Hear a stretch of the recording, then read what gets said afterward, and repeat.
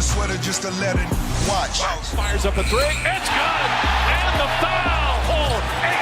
Chris Paul has taken control of game one. You can send it Bitcoin down to dribble it with stock. Paul on the drive. Count it and one. Chris Paul's first finals game has been a brilliant performance. Good morning and welcome to First Take. I'm Roz Gold-Onwude. I'm here with Keyshawn Johnson. We have Alan Hahn here. What's up, fellas? How you doing this morning? How you doing? We are great. I know you finished 4 hours of radio. 4 hours of radio. Came over. Dressed for success. Yeah, Stephen A will be mad at us, but that's okay. Hey, Didn't know Ronnie Lott was coming on the show, but that's good to have him. Only jersey I'm going to wear, man. That's it. It's a good one. Yeah, that's it. Hey, y'all been putting in the work. All right, I just got here, so I'm going to try to catch up. All right, let's get to it because hoop fans, we have endured through a basketball-less evening yesterday, but tonight, the NBA Finals are back for Game 2. Rejoice. Suns come off of a dominant win in Game 1, led by a third-quarter explosion from Chris Paul, in which he scored 16 of his 32 points and also finished the games with 9 assists. Now, while the Bucks caught the L, it was a good sign to see Giannis Antetokounmpo pour in 20 points and 17 rebounds after missing 2 games with a scary knee hyperextension. We heard from both team superstars heading into tonight's matchup. Our team is built a little different. We have a real team, like a team where you can't just key on one guy or 2 guys. Everybody on our team is capable of having a big game, and everybody is comfortable and accept their roles. I felt good. I was out there, so felt good. Tried to, help my team in any way possible. But going to Game 2, can't predict the future. Hopefully we can put ourselves in a position to win. All right, so Keyshawn, I'll start with you. Winning a ring is more important to which player's legacy? Would you say it's Chris Paul, or would you say that ring's more important for Giannis's legacy? I think it's more important for, if you want to talk legacy, Chris Paul. And the reason is because of the butt. Everything we talk about with Chris Paul, we talk about how much of a leader he is, leadership abilities, the teams that he's played on, getting in and out of the playoffs, getting bounced in certain rounds. All of that. First ballot Hall of Famer, no question about it. Top 5 point guard of all times. Probably no question about that either. But you see what I just did? It's always going to be a but. But he didn't win one. But he didn't win one.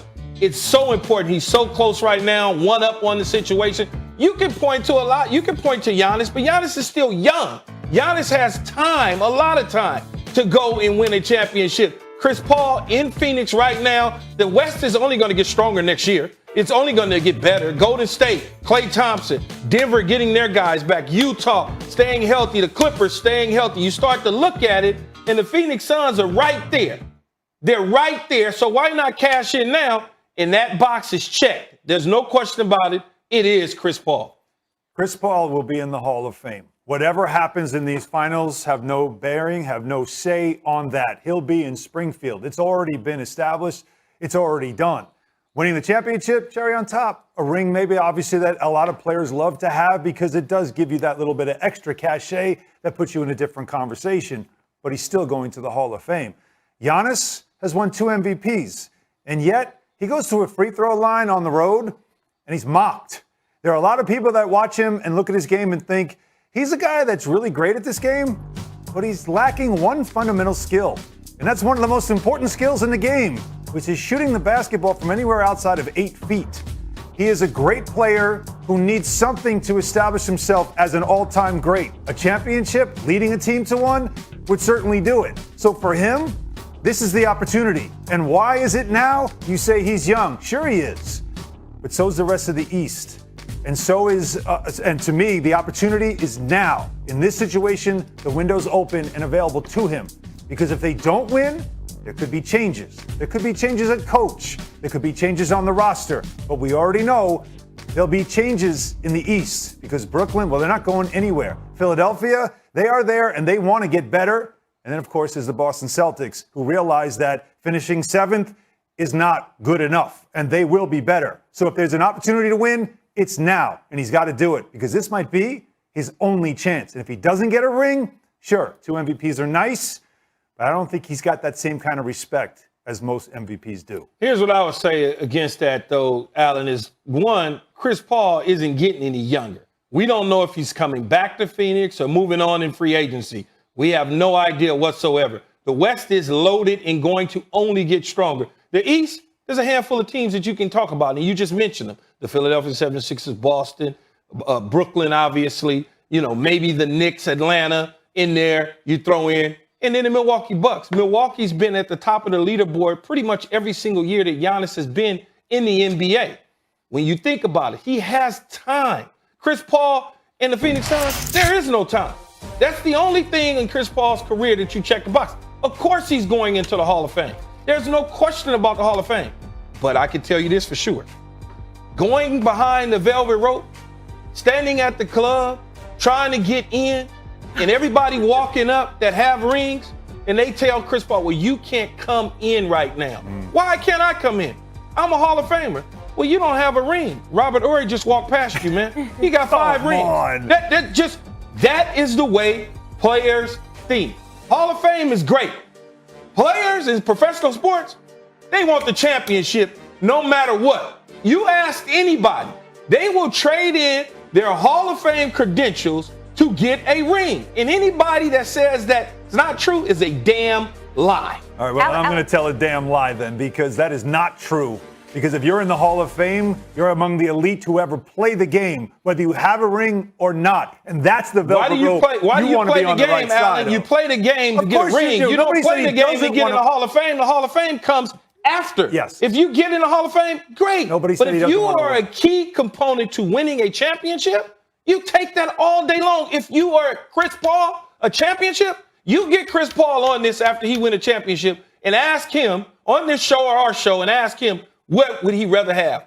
A damn NBA championship ring or the Hall of Fame? Okay, great. But it's not over for him yet, because he'll go to your Lakers if he doesn't win with the Suns this year. Allen, real quick, just to piggyback off of Key's point here, he's pointing out that Giannis has time still. In your opinion, do you think if Chris Paul and the Suns don't get it this season, the championship, how likely is it to see him back in a finals again? Do you think that... As I mentioned, LA is his home, and LeBron is a close friend. And if he's still trying to get that ring, there is great opportunity for a team that, as we know, your Lakers could really use some point guard leadership. They were missing that, along with, of course, health. What an addition he would be. And would he do it? Why not? Spicy. Let's not speculate, because we still have game 2 tonight. So let's focus on it. Game 2 tonight. Who do you think is going to be the most important player in tonight's game 2 between the Bucks and the Suns? I think it's Giannis. It has to be Giannis, even though he has a knee issue going on. When you think about it, he gave you 20 points on a bad knee, on a bad will. The Milwaukee Bucks don't have what the Phoenix Suns have in Chris Paul, a true leader, somebody who knows what to do in crucial situations. But Giannis can grow into that role. He has to make his free throws, no question about it. He has to block out the noise on the road, no question about it. But for them to be able to win this championship, or even better yet, win game 2, he has to step up to the plate. I think he'll be much better than he was in game 1, because the injury, obviously, the rehabbing, the medicine that he's taking, all the different things that he's getting attention to on that knee certainly will come to fruition in game 2. So he's the most important person to me, because without him on the floor, this is a totally different team on the road. Most important player for the Bucks is not Giannis, because you know what you're getting from him. The most important player for the Bucks is a guy that they need to keep out on the floor, but some people are saying he can't be out there. That's Brook Lopez. What we saw to Brook Lopez to close out the series against the Hawks was defense and low post scoring, which is a great thing to have this late in the season. We know he can do both. But in pick and roll defense, he and Bobby Portis have been exploited in game 1. And now they've got to make that adjustment. But if they take him off the floor, you lose rebounding, you lose rim protection, and you lose offense. Something that the Bucks cannot afford to lose. What they need is the Brook Lopez who finished the series against the Atlanta Hawks. They need that guy. They need to figure out how to get him back playing that way while also keeping him on the floor, protecting him defensively. You know what that means? Stop switching. It doesn't make sense. In those situations, you can switch 1 through 3, maybe even 1 through 4. But you can't have Brook Lopez on an island. You can't have Bobby Portis on an island with Chris Paul licking his chops, backing up. Let me set you up. Let me get this guy one-on-one. Too much ISO. So this is not going to be about, this is about offense, yes, because if you take Brook Lopez off the floor, it will hurt you. But if you leave him on the floor, it can't hurt you defensively. That's not on Brook Lopez. That is on the coaching. That is on the scheme. They've got to figure out a way to keep him on the floor because he can help you. He'll be important in game 2. You gave me a whole lot of butts, though, Alan. You gave me he's at this and he can't switch on that and he can't. So why is he even on the coaching? So why is he even on the floor? You're telling me the defense is a problem and a liability? You're telling me about offense when Giannis healthy is giving you 30 walking blind? Hey, at the end, Giannis is always a 30-piece walking. Mm-hmm. Yeah. All day long. And had that work out in the games he missed. And then Middleton closes the thing out for you. When you think about Brook Lopez being on the floor and he's supposed to help you out on the defensive side, yes, it's a liability. So why would I have him on the floor when I know I got a reigning defensive player of the year on the floor, a guy who's long, who can make shots inside, bully ball on the offensive end. I'm going to get 30-plus from him when he's healthy, and I believe that he'll be 100% healthy based on what he did in game 1 and the way he looked in game 1. Carry that over to game 2. There's no way in hell I want Brook Lopez out there full time. Not even close, Alan. It's not even close. Really? So then you missed the end of the Hawks series where he was such an important player the because Giannis was compromised. It was the Hawks. They play a different style than the Phoenix Suns. They pick and roll. They do the exact same thing. You still need that. And oh, by the way, DeAndre Ayton was dominating on the board. So and then you tell me about him on the board. You mentioned that, and I didn't even get into DeAndre Ayton, who had 20 boards. Yep. Okay, so what do you mean he's cleaning the glass? He's not cleaning the glass. DeAndre Ayton's cleaning the glass. I apologize, everyone. Key was on vacation, so I don't think I'll have to catch him up on what happened in game 1. All right, guys. I'm expecting a lot of attention and focus on Chris Paul coming into this game too. So maybe we keep an eye on what Cameron Payne can do in some spurts on the court out there, and we'll be trying to figure out what's happening with Brook Lopez against the pick and roll and what the Bucks are doing as well. But what do you guys think? Who else could be an X factor defensively? What can they do to stop Chris Paul in the pick and roll? I feel like Mike Budenholzer is actually an X factor here because, I'll say it, the adjustments that he's made in the playoffs weren't adjustments he made. It's adjustments made by the other team, which is injuries happened. Kyrie Irving went out. They were getting smoked in the first 2 games of that series. He went out. Series changed to their favor. Trae Young, they couldn't stop him. He got hurt. Series changed to their favor. I don't want to see anybody else get hurt. We've had enough all-stars get hurt in the playoffs. So if nothing happens and it stays the same, all right, Mike Budenholzer, you've got to fix whatever's going on with that defense, make the adjustments. So I do think he's an X factor. I would say Drew Holiday's got to figure out when they switching, is it Booker or is it Chris Paul? You know both of them got the mid-range elbow jumpers coming down. So if you can get in the face of them and harass them and pressure them, then I think that is going to be an X factor defensively for Milwaukee. Outside of that, they got 3 players that right now are cooking, and that would be Chris Paul, Devin Booker, and DeAndre Ayton. You got to pick your poison. You can't take all 3 out. Yeah, a lot of the time on Chris Paul, they went big, right? So you had PJ Tucker on him. Then when they switched, you've got Lopez being exposed, Connaughton, Portis at times. Do you think the option here is to go small and not switch perhaps and start with a Drew Holiday who said, I've got to be more aggressive. I've got to be more assertive against Chris Paul to start. And that means get over the screens. You know, this idea of switching is nice during the regular season because you don't wear down your guys. Now everybody wants to fight over screens all the time, and that can weigh you out. But in a playoff series now, it's basically all for everything right now for a championship. I don't know if switching all 5 makes sense. And when you're Chris Paul and you're really smart and you know, okay, this is what they're doing, great. Who's all right? Bobby Portis is guarding you. You're setting the screen because they're going to switch because that's what they're supposed to do. It's so robotic. It's so predictable. And now I've got Bobby Portis in a one-on-one. Everybody's get out of the way. And I'm playing one-on-one against Bobby Portis, who, God love him, he can't guard guards. You can't. Especially a guy like Chris Paul who can get into mid-range, get the shot he wants. They've got to get away from that concept. Don't be so stubborn and make sure it's the right thing. And that, when Drew's saying that, that's him suggesting, Key, I've got to fight over screens. I can't just surrender in screens and just go ahead. We're going to switch.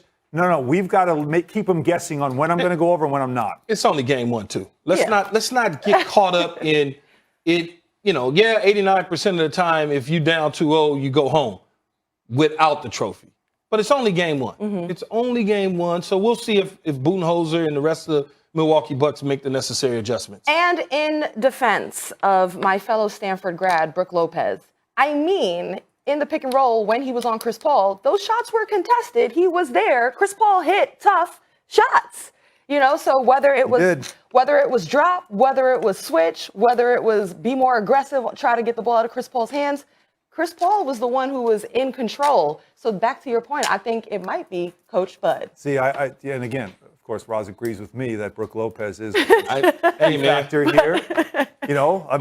There's one win. Good. Well, I got, one point for Allen. But I guess so all eyes are going. Watch Giannis go for 50 tonight and they win.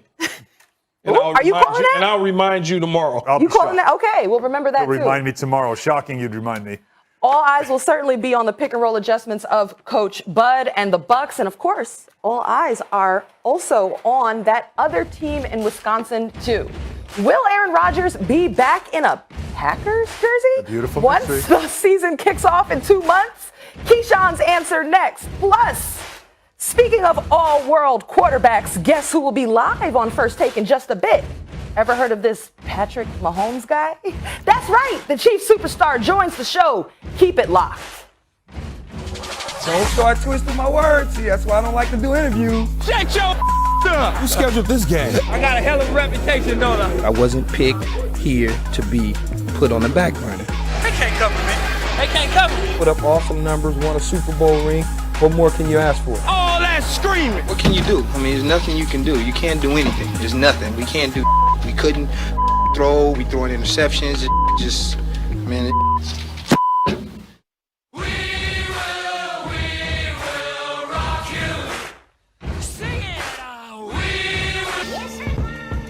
On Tuesday at the match, Rodgers was asked if he will be playing for the Packers this season. He didn't give people much to work with when he said, I don't know, we'll see. We'll see, won't we? All right, so right now we welcome in Marcus Spears. He joins us. And hey, Marcus, how are you? What's up, Roz? How you living? I'm living good. I like the good vibes only sign, bringing that to the morning. I'll start with you, Han. Absolutely. Will Rodgers play in Green Bay in 2021? I think he will. And in fact, what you said there, when you said, that he didn't give us much, I think he gives us a lot. I think it's the matter of how you interpret it, the little breadcrumbs he puts out there. I mean, this is petty. This is like Richard Petty, the king of all petty. Like, he is going to that extreme where he just leaves little passive-aggressive comments out there, making it clear to guys like Tom Brady, even, Brian Anderson of Turner and others. Yeah, we could talk about it. Yeah, we could joke about it because it's funny. And I like watching how everybody reacts to all the little things that I say about this whole situation.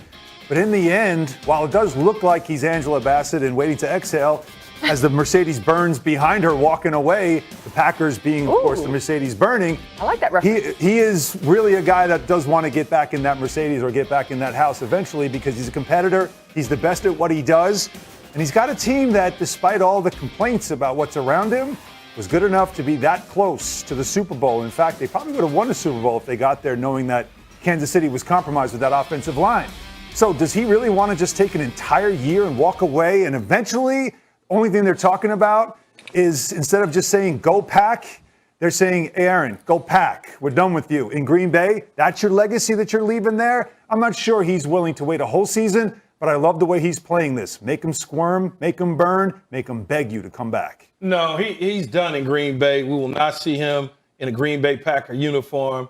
After that championship game, that was the last time that Aaron Rodgers will put that Green Bay uniform on. And I say this because when you think about it, he hasn't been there all offseason. We're about 2 weeks away, 13 days, I believe, from the start of a first training camp. So he hasn't been throwing with his receivers. He's been on basically a tour of having fun, whether it's in Hawaii, playing golf, relaxing with his girlfriend, just enjoying life. And on top of that, the people that he really have a problem with inside that building, they're not going anywhere. They're not going to all of a sudden be abruptly fired in the next couple weeks so that Aaron Rodgers can get his way. And quite frankly, Aaron Rodgers doesn't care. Aaron Rodgers said, agent is David Dunn. You know who David Dunn represented prior to that? Carson Palmer. And what did Carson Palmer do? He sat out. He eventually got traded. And I know people think about the money aspect of it. Aaron Rodgers don't care about the money right now. All Aaron Rodgers care about is being right. Watching the Green Bay Packers explode, basically, hitting the detonator because I didn't get what I asked you for a long time ago. So flying in on private jets, telling me how much you want me. Oh, my God, please come play for us. We love you. All of those sort of things. And then on top of that, You leaving breadcrumbs, talking negative in front of people about me, saying little slick remarks about me. All that sort of stuff is in the back of his mind, no matter what anybody says. And then for the last caveat, Marcus Spears knows this. We know who's behind us. We know the players that back us up and what they look like. And he knows that Jordan Love is not ready to play, and he's seen Blake Bortles a million times. So what is it that he wants? He wants it to crumble completely. So go ahead and play one of those two quarterbacks while I just sit and laugh until y'all decide to trade me. No doubt, Key, I'm with you. And I see Hans still on that wishful thinking list with everybody else. They've been wishful thinking for the last 2 years. I said this a year ago, that Aaron Rodgers would want to exit Green Bay. Number one, because of the disrespect that they've shown him. And I agree. Look, I'm not in that same class of people that think the Green Bay Packers have done everything absolutely wrong. They've ended up in the NFC Championship 3 other times outside of winning the Super Bowl. They built a nice team. When the defense needed to be addressed, they addressed the defense. But there comes a point in every one of these guys' careers, especially the great ones, where we don't like to think about, well, I don't know if they're going to leave the team they've been playing for. Green Bay has firsthand experience with that, with Brett Favre. And I know that was a different situation, but nobody believed that Brett Favre would play quarterback for the Minnesota Vikings or the New York Jets. Nobody thought that that would happen. We all figured, the wishful thinkers were like, he'll figure it out in Green Bay and Brett Favre relationship, and they've been there together for so long, it'll work out. But they had Aaron Rodgers waiting in the wings. They didn't know what Aaron Rodgers was, but they knew they drafted a quarterback in the first round. And then you think about both sides, right? Because, look, we've talked about Aaron Rodgers and how bad Green Bay has disrespected Aaron Rodgers. Aaron Rodgers is at the point now where he's disrespected Green Bay, because they are trying to plan and go forward with a season, not knowing if the best quarterback in the NFL is going to come back and play for them, who's been absent in a lot of important things when you're trying to go for a Super Bowl. I keep hearing everybody with these optimistic thoughts talk about, well, they're a Super Bowl team and they have a chance, and Aaron Rodgers understand that. Y'all don't think Aaron Rodgers understood that before he started this damn drama and this saga that we watching right now? We keep acting like this is brand new. This is not new. Aaron Rodgers knows everything that Alan Hahn and all of the optimists are saying about him coming back to Green Bay. I don't believe it's happening. I've been saying it for a long time, so I'm with you, Key. And Alan, I hate for the first time for us to be on TV together, we got to go back and forth, and I got to fight you. But this optimism, I legitimately don't know where it comes from, unless y'all want to continue to be on this roller coaster with Aaron Rodgers, with the breadcrumbs and the vague saying and all of that. What I do know is, from a physical presence, Aaron Rodgers has not had anything to do with the Green Bay Packers, and the Green Bay Packers seemingly have been begging for him to come back, and ain't a damn thing changed. Swagoo, if I could quote Jerry Maguire, you say we're fighting, I say we're finally talking, because this is something we have to discuss. You mentioned emotion. You mentioned things like, I hope. You got me. Yeah, I'm that guy. I'm the optimist. I always want to believe that something good's going to come out of this. But hope is an emotion. You know what else is an emotion? Spite. And Aaron Rodgers is really good at that. You know what else is an emotion? Love. Good point. And Aaron Rodgers loves football, but he loves him some him. And he loves to be the guy that is MVP. He loves to be the guy that's the best on the field. He loves to be that, if I can quote a guy from this show, a bad man. And that's what he likes to be, loves to be. And when we get to October and the Packers are 0-5 and Jordan Love looks exactly like we all expect Jordan Love to look like, and the Packers fans are screaming and crying and blaming it all, and Mark Murphy and everybody else doing their own hey, well, we do have a QB1. He's just not here. So we got to play this guy. That kind of stuff is going to start creeping in, which is why I feel like the play is to take this all the way to the end, make him squirm to the end, and then show up, be the conquering hero and say, okay, now that you know, don't pull this crap again with me. Do what I say, involve me in decisions, or else I'm walking when this contract is over, and then you really got to deal with what's left after I'm gone. Okay, you make a great point about emotion, right? And let's take this into the relationship element. Hon, if you were going through something with your significant other and y'all were having conversations, but you were sleeping downstairs on the couch, or she put you on the sofa, eventually you think you're going to make your way back to the bed, right? And things are going to be fixed. But when they leave the house and they don't show up night after night after night, what message should you take? That's what Aaron Rodgers has done.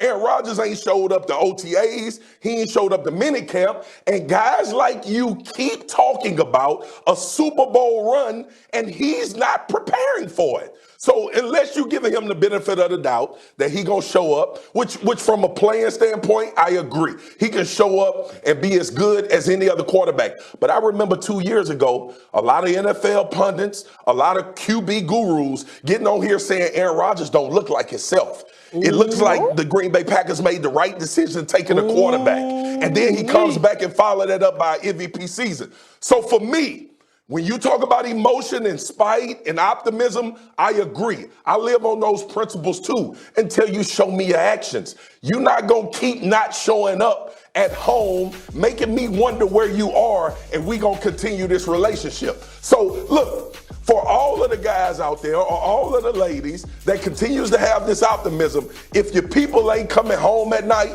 and they keep telling you they don't want to come home, at some point you need to take a clue and start looking for another beau or another lady, or figure out how you're going to do this by yourself. Go ahead. I want you to read that for Alan Hahn. He's singing Tony Braxton to me now. Keyshawn just passed me a meme. It says, creating relationship drama is all fun and games until he actually decides to move on. Yes, that would be correct, Alan Hahn. And so when you think about it, all the drama that the Green Bay Packers have created, starting with Jordan Love to this point where we are now, that man done checked out. Yes, he would love to win another Super Bowl for the Green Bay Packers. But guess what? As I said before, Alan, Murphy's not leaving. Brian Gutekunst isn't going anywhere. They're still in the building. You know, as covering the New York Jets and being on the sideline and training camp and practices, who's standing there? The general managers and the presidents, every single practice, every single game they're in the locker room. And you mean to tell me that Aaron Rodgers want to see their face? They're not going to all of a sudden just disappear. They're going to be there evaluating players. Imagine that. You got to walk past Aaron Rodgers every single day, vice versa. That's not what he wants. He wants to be gone somewhere like Denver, for instance, where he has an opportunity to play against Patrick Mahomes, who's actually going to be joining us live on this show here in a little bit. Nicely done. So when you think about those sort of things, it's perfect for him. Again, I'll say it again. He knows who Jordan Love is. He's seen Jordan Love in practice. He wishes well for Jordan Love. But he also knows that the Green Bay Packers have a long way to go to get to where he put them in the NFC Championship game a year ago or 2 years ago. It's just what it is, man. I understand the wishful thinking, huh? Stop thinking like a reporter and start thinking like an athlete. I will leave it as this. You know, I always care most about the cheeseheads, the fans, the ones that are affected. And the only message I would have then is to stay together for the kids. Feel bad for the fans. They're torn up. But that's all I got. That's all I got. It's for the kids, man. It's for the kids.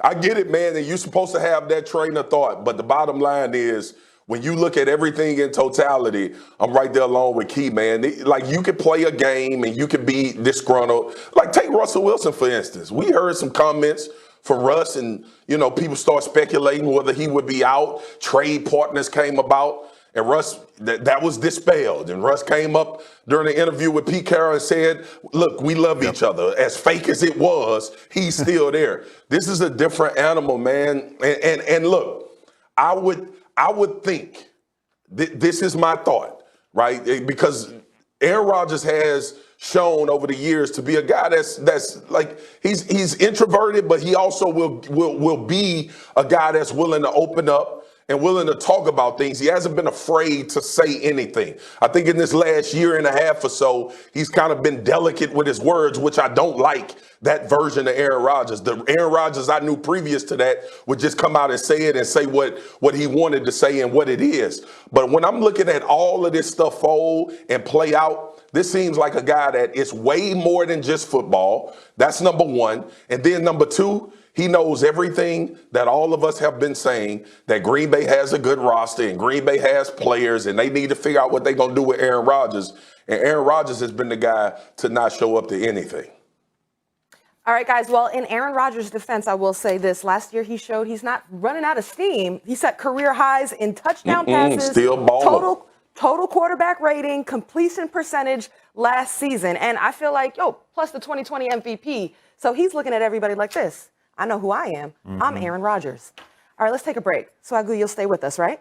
Jalen Hurts now has the reins in Philly while Carson Wentz is feeling good in Indy. The question is, who would Keyshawn rather have as his quarterback?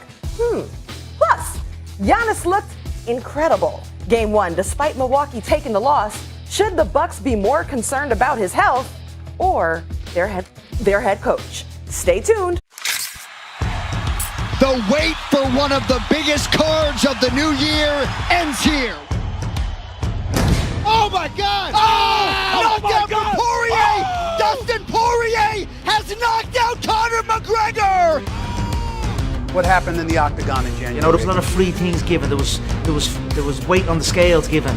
There were shots in the octagon given. There was plugs and support given. There's nothing free given this time. Everything is getting took, and that's the mindset here. Is that why you lost? Yeah, I would say so. There's a few things. I pitied the man. To be honest with you, I was looking past him. I had a Manny Pacquiao camp in place. Another thing, I've not brought my family with me this time. It's hard to go face to face and want to tear through a man and then hold your son or your daughter. When I would have rest day around my family, it's not really a rest day. I'm playing with the kids, I'm busy. My rest days have been true rest days. So then when I go again for my next round of work, I'm energized, I'm refreshed. Last question, win by KO or just the win? Saturday night. KO, out on a stretcher, this man is going. Come on and catch me now. This time last year, things in Philly looked much different. Doug Peterson was entering his 5th season as the head coach of the Eagles and had made 3 straight playoff appearances. They won 4 games last season and he was fired in January. Carson Wentz was also entering his 5th season for the Eagles. He led the league in sacks and lost his starting job in Week 14 to Jalen Hurts. Wentz was traded to Indy in March. And as we stand today, Hurts is in position to take the reins of the starting job with new head coach Nick Sirianni. Doug Peterson recently addressed the drafting of Jalen Hurts by saying, "We continue to look for quarterbacks, and that's always something that will never change. We won a Super Bowl with our backup quarterback, and we've had to play with our backups a couple of times in Philadelphia. So we did that a year ago and brought in Jalen Hurts, not to undermine Carson Wentz, not to do anything to take away his job or anything, because Carson Wentz was our starter." All right, we're going to welcome back Swagoo. Okay.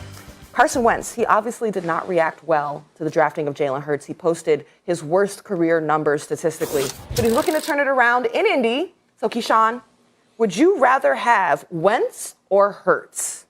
I'd rather have Carson Wentz, no question about it. I think Jalen Hurts has a long way to go, and he probably will be a terrific quarterback in Philadelphia. But whether it's in Philadelphia or Indy, where Carson Wentz is, I know the body of work. I understand what Carson Wentz has done in this league. Yes, last year was not great. 15, what did he have? He had 16 touchdowns and 15 interceptions. No, I don't want that at all. But if you look at the years before that, the only problem that you have with Carson Wentz is staying healthy. Can he stay healthy? Unfortunately, out against the Los Angeles Rams, he tore his ACL. They went on to win the Super Bowl. He came back. He had a terrific campaign in 18. Not a bad campaign in 19. 2020 didn't go well, and I agree with Doug Peterson. You are always looking to upgrade the backup quarterback position. Jalen Hurts was there. It didn't go well. You drafted him, so you said, I'll tell you what, let's give him an opportunity, because clearly Carson Wentz's head was not on right. He was seeing ghosts, whatever you want to call it. It was problematic in Philadelphia, both on and off the field. A change of scenery is going to work out for him in Indy with Frank Reich. Clearly, he missed that relationship with Frank Reich. Now he has the relationship again in Indianapolis for the Colts, a team that's primed to make a strong playoff run. If you think about the aging Phillip Rivers, he was in a dogfight in Buffalo last year in the playoffs. Phillip Rivers, as old as he was, and you don't think if you can insert Carson Wentz into the same lineup, no major changes for this football team, with a coach that he loves, that understands him, the same page, that he can't get them past the Buffalo Bills or at least into a deep run into the playoffs? Because I believe so. I would certainly think that Carson Wentz is going to change a lot of people's minds this year in Indianapolis. And I know a lot of people look at what went on in Philadelphia and they say this guy's done. He's a problem in the locker room. He's a head case. We don't want to deal with a guy that thinks this way. Change of scenery goes a long way for a lot of players in professional sports. Damn it, Key, we were 1 for 1. Man, I thought we was going to agree on this one, too. I'm taking Jalen Hurts, bro. And listen, to your point, Carson Wentz is more talented than Jalen Hurts. He has more tools and ability when you think about playing the quarterback position. But you know who else he has more talent and tools as well? Dak Prescott. And we've had this conversation for years about who would you want, Carson Wentz or Dak Prescott? From a physical trait, from a physical ability standpoint, I'm taking Carson Wentz. But the mental makeup of a quarterback, Key, is paramount, especially when you start talking about guys that's going to have to go through some adversity. And the only reason I'm talking about taking Jalen Hurts over this is, one, because I've seen Jalen Hurts go through this process as Alabama, so maybe I'm a little bit too close to this. But I know his mental makeup. I know that he can go through things that are hard and go through trials and then overcome them. Like, people have been telling this kid he can't play quarterback for a long time. He was the freshman of the year at the University of Alabama. Job was taken over by Tua. Tua goes down. He has to come back in and perform at a high level. You think about what he did in Philly. Philly was not a great team. All of the things that were cast on Carson Wentz last year was not just Carson Wentz. They had trouble on the offensive line. They had trouble with the conversations between Doug Peterson and Carson Wentz. There's a lot of things. Weapons on the outside when it comes to receivers. A lot of things transpired. The one thing I didn't see Carson Wentz do is get on television or in interviews and take responsibility for the things that were going on, even if they weren't his fault. And I believe that's a trait that a lot of quarterbacks need to have. We just came off of a conversation with Aaron Rodgers. Aaron Rodgers hadn't had all of the great things at his disposal, but he's made do. And I'm not comparing the football players. I'm comparing the mental makeup. Carson Wentz had to go with a guy, and obviously we all want to be around coaches we love and in systems that we think will be great for us. But sometimes that's not the case in the NFL. You may have to go through 1 or 2 years. I did not like how he responded to adversity. I did not like how he responded to Nick Foles being the guy that finished the Super Bowl run, even though during that regular season, Carson Wentz was magnificent. I had this conversation with Dan Orlovsky, and y'all know how much he loves Carson Wentz. Well, used to. Now it's Baker Mayfield. They best buddies now, and they doing their thing together. Yeah. But the bottom line is, man, when I think about Jalen Hurts versus Carson Wentz, I'm strictly going to the mental makeup of these guys. And I'm also going to the fact that I believe Jalen Hurts has that thing that gets guys to rally, galvanize, and follow behind him a little bit more than Carson Wentz does. Carson Wentz has to go fit in Indianapolis. I believe he's going to play well. That's already a playoff team. I believe he's one of the guys, if not the guy with the most pressure on him in the league, not to take away from what the Colts have done already, to your point with Phillip Rivers. But when we start having conversations about these two guys, I want a dude that's going to be standing in the mud with me, and I don't know that about Carson Wentz. I'm not saying he can't or he hasn't evolved to that, but I know Jalen Hurts going to stand in the mud with me when it's good or bad. Marcus, just real quick, devil's advocate. When you talk about mental makeup here, you'd rather go with Jalen Hurts. He's played 1 season. How do you know who he is in the face 4 games. Even better, how do you know who he is in the face of adversity? Roz, I know Jalen Hurts is not going to check out, and that's why I prefaced it by saying watching this dude in college. Like, that's the biggest sample size that we have. If you go back and look at quarterbacks and athletes in college, there was none that went through what Jalen Hurts was pulled during a national championship. And Tua came in, and then go ahead, Keith. No, I was going to say that's true, Marcus. He has the makeup, the mental makeup based on his college resume. No question about it. Yeah. But don't you give some credit to change of scenery when things go so bad, you can be a bad player, a bad person in a certain situation. And when you leave that situation, all of a sudden, it's different. People treat you different. They talk to you different. You feel different. That's why I feel like in terms of which quarterback, I'd rather have Carson Wentz because I think the change of scenery, you're going to get the 2017, 18, 19 Carson Wentz. And if you don't, then he don't belong in the league. That's just it. And which is, if I could jump in here, which to me is a guy that was once 11-2 and an MVP candidate and a legit one before the ACL. That's a guy I can rally around. Meanwhile, I'll say this, get the oven mitts on. Jalen Hurts wasn't drafted to be a starter. They never expected him to. How long did it take Doug Peterson to finally commit to it? He didn't really want to because he knew what he had. Yeah, I'm a big Alabama fan, so I watched his career. So you're right. He was taken out of a championship game and was a great teammate, absolutely great teammate, said all the right things after the fact. But he still was taken out of a national championship game because one of the best coaches ever said, I can't win with this guy. I got to change it up. So he did. He is what he is. A guy that you certainly would love to have as a teammate, no doubt about it. I want him in the foxhole with me because of his toughness and everything about it. But when it comes to who do I want as my quarterback, I want the guy that had me at 11-2, the guy that had me, or that was an MVP candidate, because I can rally around talent. And I know that when he started having his issues, that was a personnel problem. That was guys around him that he's like, I can't trust it. I'm not about to get my clock cleaned right now. Because he got hit a lot with that offensive line getting old and breaking down. He didn't trust anything happening in front of him. He's in Indianapolis. He has a fresh start and a coach who believes in him. It allows him to go back to being that guy in 2017 that we saw. I think it's important to note, fellas, and listen, we all know the game of football, and I understand absolutely what you guys are saying, man. But when I look at this situation, I'm not looking at it from comparing everybody around the league.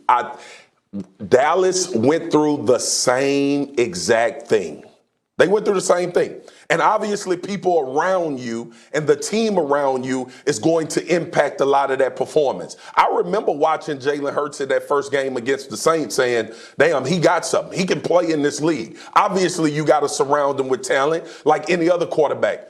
Dak Prescott was drafted in the 4th round. They never planned on him seeing the field. And Tony Romo back went out. And all of the talk about Dak Prescott was he was raw. He wasn't ready. He didn't have all you needed to have to be a starter in this league. And I'm not saying Dak is the greatest thing since sliced bread, but we all in agreement, I believe, that you can win with Dak Prescott if you put him in the right situation and have the right guys around him.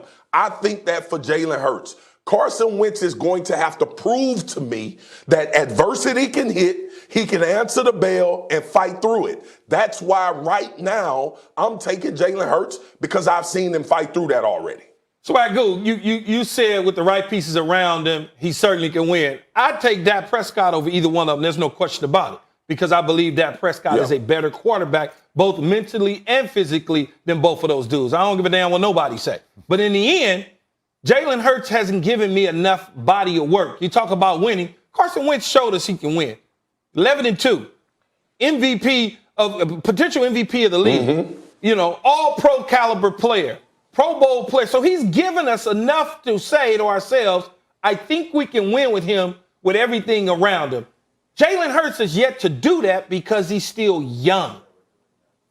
Keyshawn, to your earlier point, too, Wentz might actually benefit from a change of scenery. In Indy, he will be reuniting with his former offensive coordinator. My former teammate, too. Yep, Frank Reich. And he threw 33 touchdowns with him as offensive coordinator in 2017. All right, thank you, Marcus, for joining us. We end up in the same place with both of these guys. Hope. We hope both of them can Keep get hope going. Alive. All right, guys, we're going to talk some hoops after the break with Game 2. With Game 2 just hours away, we're wondering if the Bucks, after a scary knee hyperextension caused a 2-game absence, Giannis Antetokounmpo looked mobile in Game 1 of the NBA Finals. He dropped 20 points, 17 rebounds. So, to me, the riddle for the Bucks was less about Giannis's health and more about how to cover Chris Paul in the pick and roll. To drop or not to drop? To switch or not to switch? Do we trap? Do we stay big on Chris Paul or do we go small? Game 1 had the Bucks looking puzzled and it was Chris Paul with all the answers. Our very own Stephen A. Smith let us know how he really felt about the Bucks' dilemma. It is mind-boggling to me how I don't want to be insulting, but absolutely clueless the Milwaukee Bucks appeared last night in being prepared for this game. You know that CP3 and Devin Booker, you know what they're going to give to you, particularly when they're hitting their perimeter shots. But a guy like CP3 is literally picking defenders. Who am I going to pick on next? Right. And absolutely, positively no adjustment was made whatsoever, and that's why he looked so spectacular. All right, Keyshawn, we heard it from Stephen A. Smith. A lot of power, passion there Always. from Stephen A. All right, well, I'll start with you here. What's the bigger issue for the Bucks? Is it Giannis's knee or is it their head coach? I think it's Giannis's knee. Not only on the offensive end, but you're talking about a defensive player who could get around certain screens, could move a certain way laterally. But when you have knee problems like that, you cannot focus on both ends of the floor. You can only focus on one end of the floor. Not only do you tire yourself out, but you also have soreness. So I think when you talk about the adjustments that need to be made, try adjusting by getting that knee healthy, by rehabbing, treatment, things of that nature. So in game 2, you can do what needs to be done so you can help your team out. So I think for him, that's the most important thing. High screens, he can get up and get across and get in front. Those are the sort of things. And then on the offensive end, we know what he can do. Yeah, he only scored 20 points, but he is a walking 30 all day long. That helps this team score points, put them in position where Middleton can close them out. When Giannis is cooking, the rest of the team is cooking. When Giannis isn't feeling good, they're not feeling good. So I believe that that's the real issue and not Coach Bud. What a take there, Key. The star player, the MVP, is the important guy, the knee. And of course it is. You got 20 and 17, of course, in that game 1, whether or not that knee was 100% or 70%. He certainly looked like a guy that in the first half was back to being the player we know he can be. Second half, maybe conditioning kicked in. And as you know, Key, from yourself as an athlete, that's when you worry about re-injuring, is when you get tired. But the guy you're really watching, or the player or the person you're really watching in game 2, is Coach Mike Budenholzer. It is what adjustments he makes. It is how he gets Jrue Holiday back engaged. After we saw when Giannis was out, Jrue Holiday became a lot different of a guy, a lot more engaged, a lot more aggressive, a lot more attack, a lot more downhill. In fact, he even said, we play a little different without Giannis. We can play faster. And a guy like him doesn't have to worry, where is he? Got to get on the ball, stop and, don't get in his way. No, you get into attack mode. They need him to be that guy again. Also how to use Brook Lopez while you can keep him on the floor and yet protect defensively so you're not getting exploited like they were in the pick and roll. Mike Budenholzer has made more adjustments this year than he usually has in the past. Notoriously stubborn. And in this finals, he can't be. Key, you said it earlier. You lose game 2 and the Suns go up 2-0, 89% of the time, that team that goes up 2-0 goes on to win the series. This is not a must-win yet. But for Mike Budenholzer, this is a can't lose. Mike Budenholzer is not the guy on the court. The players are the ones on the court. Yes, you can dial up X's and O's all day long, but the players have to execute them. And if you got Giannis out there and he's not 100% healthy, how in the hell am I going to help you? Yes, 20 points, 17 boards, but I'd rather have 17 boards and 35 points because I know when he contributes at that level, we win a whole lot of damn games. To take a little bit of the pressure and focus off of Coach Bud, I will agree that Jrue Holiday, it could start with him. Usually the tone is set with the point guard, and he's capable of doing it on both offense and defense. Look, 4 for 14 from the field. He did affect the game, though, with 9 assists, 7 rebounds, but he can assert himself more in that game. Guess who we have coming up next, y'all? Floor leader. The best. General. The best. Talk about point guards. Point guards, quarterbacks. Patrick Mahomes. Best hair in the game? Patrick Mahomes is joining us here. And we'll talk with whether or not he is over his Super Bowl loss to Tom Brady and the Bucks. We'll ask him ourselves. The Chiefs quarterback joins First Take Live.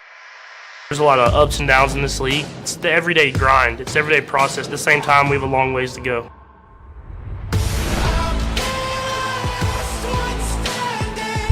Touchdown, Kansas City! Biggest thing that I preach to myself is you never want to be satisfied with where you're at.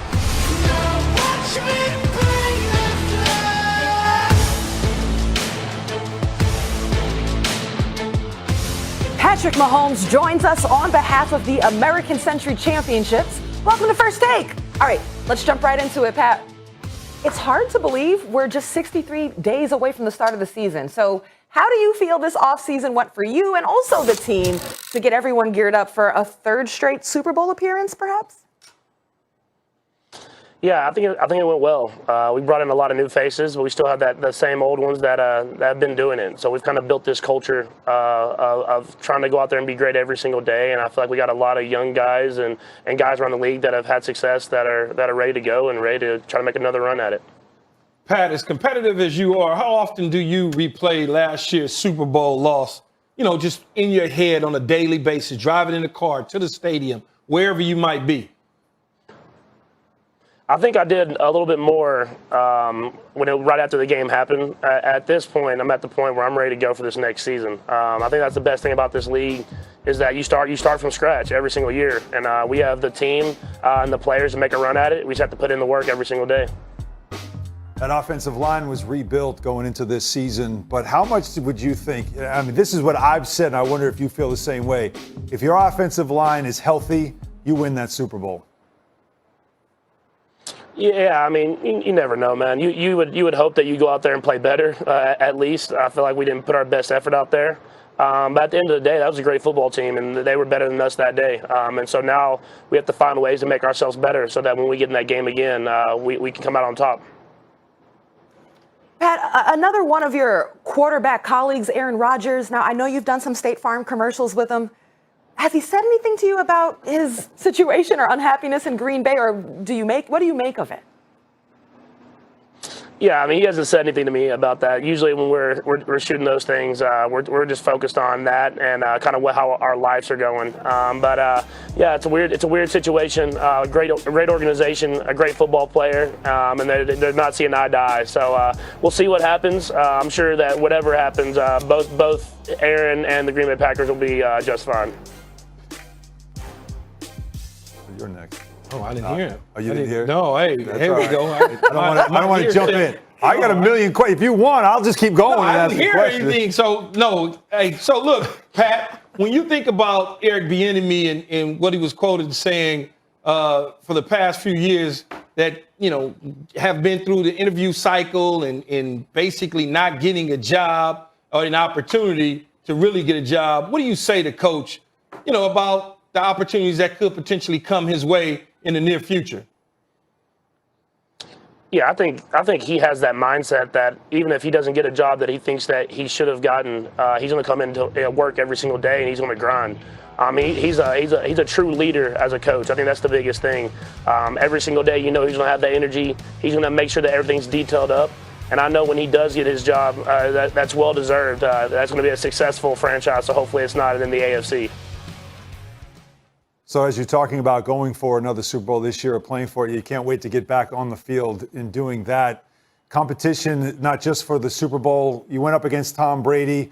You see where he is at this point in his career. It's not the first time you've played him in of course, the playoffs. But is there a bit for you of a rivalry? Is there something in your mind where you're like, I'm chasing this guy. I want to be greater than him, better than him?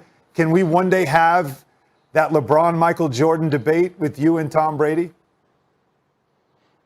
I mean, it's still early for the LeBron and Michael Jordan stuff. But for me, if you're in this league, you're trying to win. You're trying to be the best player on that football field every single day. Tom's done it for a long time, and he's won a lot of Super Bowls. And so when you're coming up and you're watching football, you want to go out there and win championships like he's done. And so I'm going to try to do whatever I can every single year, put us in position that we can win a lot of championships, hopefully. Hey, I was watching your Twitter account, and I appreciated what you put out there. You tweeted support for sprinter Sha'Carri Richardson after she was left off the team for a positive marijuana test. She will not be in the Tokyo Olympics. Many high-profile athletes shared your sentiment, wishing that she was just given the chance to run. So what sort of changes, if any, would you propose so that this type of situation can be avoided in the future? Yeah, I mean, I'm not going to go into the finer things as far as the marijuana and all that different type of stuff, but I do think, I mean, the rule was in place that she was at least able to run the 4x1, and for her to be left off after all the hard work, dedication that she's put into the sport, and her to be one of those bright young stars for the USA, it's just disappointing that she got left off after she put in the work, even though she made a mistake like we all make mistakes. And in whatever way that is, to give her an extra almost ban to not let her be at the Olympics at all is pretty ridiculous to me. Pat, I think I interviewed you 3-4 years ago about your haircut, the style in which you were wearing, and now it's 3-4 years later, you still rocking the same haircut, or you gonna change it up a little bit this year? Oh, I got to keep rocking it, man. We win a football game, so I got to keep that thing rolling. I did tell my fiance Brittany that at some point I can't be like 40 with the mohawk and the kid like 15 years old. So I told him at some point it's got to go. Take the hat off, man. Let me see if it's the same. No, you can't look at it right now, man. Not with the hat on. I'll show you a little bit of the back, but it's all matted down. Once the hat's on, it stays on. So when you're sitting in front of some water, is that where all your golf balls are going in that water? Is that what you're trying to do? Find them balls that you're shanking? You know, man, I'm really good at hitting it on the right spots when you miss. So, like, if I have a lot of room to the right, I just slice it to the right. So if it's to the left, I hit it to the left. I try to stay from losing golf balls. But hopefully we have a good weekend of golf. I'm out here with Coors Light. We're enjoying it, and it's going to be a lot of fun either way how the golf goes. But Patrick, I'm twice your age, and yes, the mullet wouldn't look good now on me, so I'm sure when you reach 50, you'll probably say the same thing. I probably need to change it up. But everybody's copying the hairstyle, so you started something, no doubt about it. On the golf side of things, we've seen the match. Aaron Rodgers was playing in it earlier this week. Tom Brady as well has done it a couple of times. If you could pick a pro that you would want to take on Mickelson and Brady, who would it be? I think the two guys that come to mind probably be Brooks Koepka or Justin Thomas. I think those are the two that I'd probably choose, and hopefully we can make that happen maybe next offseason. All right, Patrick. So lastly here, since you're here on behalf of the American Century Championships, I got to finish this with a hard-hitting question. We have to ask, if you could give us your dream foursome to play around with, whether celebrities or PGA pros or fellow pro athletes, who are the three players Patrick Mahomes picks to join him on the golf course, and why? First off, I would say Tiger Woods. I mean, you got to say him. He's been great for so long, and I watched him growing up. Then I would say probably Michael Jordan, just because I've heard so many stories about him on the golf course and haven't get to play with him yet. So I might lose some money, but it'd be fun to see that competitor. And then the last one, it's probably going to be Travis Kelce, man. That dude's a great time no matter who we're with. So I think we can have a great time out there on the golf course with those four. Or those three. MJ, you better bring a duffel bag if it's MJ. Nice of you to bring your teammate along. Man. Patrick, I have to bring my credit card much. and, maybe have to make some payments. Patrick, thank you so much for joining us. It's really great to hear from you. All right. Yeah, thank you for having me. All right, y'all, from one electric player to another, we're talking Odell Beckham Jr. in just a bit. Does Baker Mayfield need to force feed his star wideout, or does OBJ need to fall in line? I'm all for taking risks and taking shots. Imagine hypothetically that I know what I'm doing. Former MLB pitcher CC Sabathia has released an excerpt from his upcoming book, Till the End, that addresses baseball's unwritten rules and the pressure black athletes face in baseball.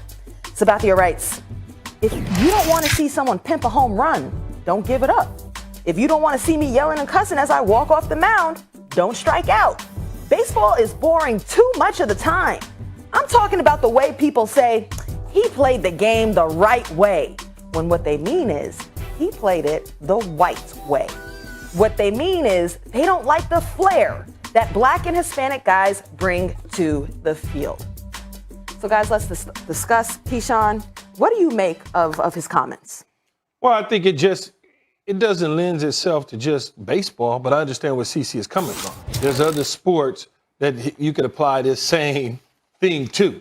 Football, certain basketball cities in certain places. But I think when you talk about baseball, baseball is boring. There's no question about it. I played baseball from the Little League all the way through high school. And I understand exactly where CC is coming from.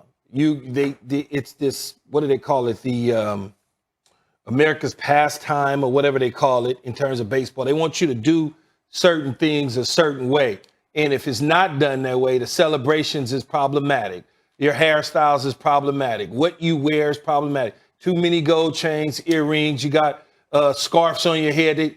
It all stems from everything that we've been doing and dealing with for a while in society as a whole. And I totally get what CC is playing. He has firsthand knowledge of it because he played in the major leagues. He's been a part of it. He's traveled to all of these different ballparks. I'm sure he's been brought to the side or talked about being fined for some of his antics on the mound, but we see it every single day. You think about Tatis in the flipping of the bat, the jogging or trotting around the bases. That's disrespectful. He shouldn't do that. He should run like a normal. When he hits a home run, run around the bases normal. All of those sort of things. So I'm with CC 100%. It's boring as hell. This is not like 1925. No, it's not that way. We are now living in 2022. Fast forward ahead. Hell, it could be 2023. It changes, man. This is not the same as it was once before. There are different minority groups playing Major League Baseball from all over the world, from different countries, everywhere. So it'll change just like everything else. It'll just be over time. That's all it is, huh? Now, I believe the old ways have to die. I believe that. There's a lot of things in our society where the old ways have to die. But why is this the white way? This is the old way. Because I think this is generational. But you know why he say the white way? Oh, I know why he says it. Because if you go back in the history of baseball, when these rules were set, you weren't seeing no Hispanics and no minorities or no blacks playing no damn baseball. I completely get that. Completely get it. So he just used the words of what it is. Let me explain why I'm saying that calling it the white way is because I guess that's when the sport was all white or predominantly white. All right, fine, if that's what you want to do. But generationally, I don't know a lot of young white fans that don't like celebrating, bat flips, anything that has anything to do with energy. Because what is the one thing we're learning about baseball is that the younger generation, they're not into it. They don't want to go to a game. My son is 19 years old. He goes to a baseball game with his friends. He says his friends can't sit still. They get 3 innings in, and what are we going to do? They go to Citi Field to see a Met game, and because the Mets have like an area where you can take batting practice, they got a long line of kids that want to take batting practice. Go see what kind of food. Let's go over to this bridge and hang out. Go over here, go over there. That's why there's a Ferris wheel in Detroit. Not because the Tigers are so bad you don't want to watch them, because the game, it just takes too long. They call it a national pastime because back then there was nothing else to do to pass the time. We didn't have these to stare at. We didn't have a lot of other things to do with our time or our attention.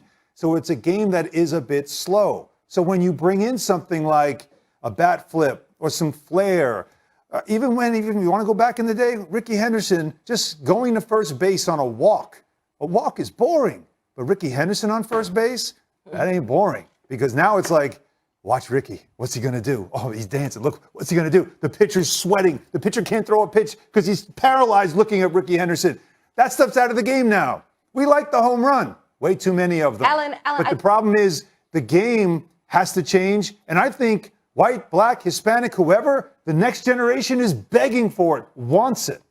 Alan, respectfully, I understand where you're coming from, but I think by making this about attention spans of the next generation or the quality of the game, you glaze over the bigger conversation that CC Sabathia is actually having in his book, where he's talking about feeling like you're getting further penalized because of his black identity or minority identity. And I do think that it exists in sports, in life, the policing of things that are natural to minority culture, like the celebrations, the way black people celebrate, or the way they show their discontent. I'm not glazing over it, Roz. What I'm doing and is they say that's too much showing out. I'm putting it in the past because myself, as a middle-aged white guy, I don't buy that stuff. I don't believe in this idea of they shouldn't do that. Don't celebrate. But that's just. I love that. I think it's just you, and we need you're that. one of many different people that CC's talking about. You're only one, though. So you got to remove yourself from the equation. You work in sports. You know personalities.